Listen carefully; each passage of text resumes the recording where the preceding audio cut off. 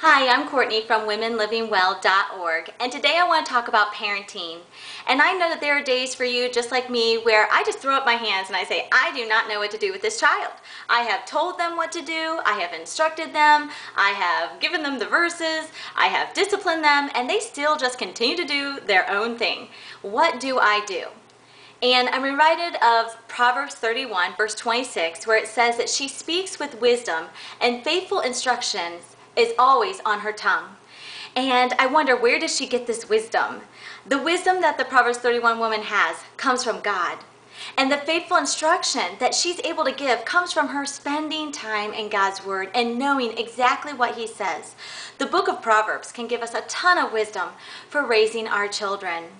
And a while back, I was reading a lot of books on parenting, and so I don't remember which book I read this in, but there was one that really helped me, and it said, don't focus so much on your child's vice and telling them not to do this, don't do this, don't do this, don't do this bad thing, whatever it is that's their vice, but rather find what the opposite is of that vice. Find the virtue that they are not displaying in their life, that character quality, and begin to work on that virtue. And as you work out that virtue, you will find the vice getting smaller and smaller.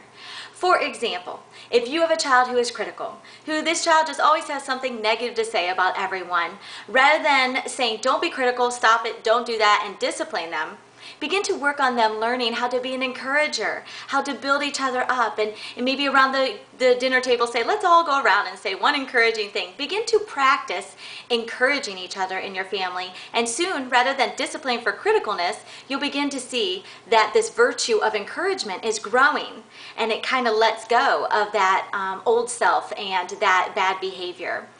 Another area might be if your child's very selfish and you start to see they are not sharing and they're struggling with this and they're being selfish. Rather than focusing on how selfish your child is, begin to teach them how to be generous. Begin to give them opportunities to be virtuous, to be generous. Praise them for their generosity and grow that character quality in them. And the more generous they become, you'll begin to see that selfishness going away.